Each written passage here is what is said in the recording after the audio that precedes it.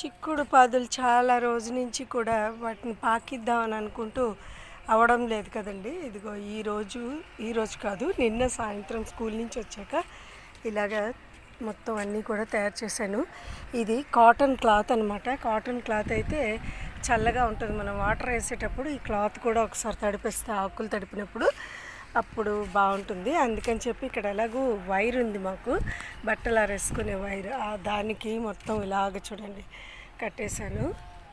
గుంపులా చేసి వాటిని దానికి చుట్టాను అనమాట. ఇదిగో ఈ విధంగా మొత్తం 1 2 3 4 5 వచ్చాయి. అంటే ఒక్కొక్క చోట 4 విత్తనాలు వేసాను కదా. సో ఈ విధంగా అనమాట కనిపిస్తుంది. అది చూడండి, మొత్తం 5. చూడాలి కాస్తాయా ఏంటి అన్నది. ఎందుకంటే చిక్కుడుకి ఎక్కువగా పెస్ట్ పట్టేస్తూ ఉంటుంది. మనమైతే ఏం వేయం కదా, ఓన్లీ వేప నూనె కొద్దిగా వేస్తాం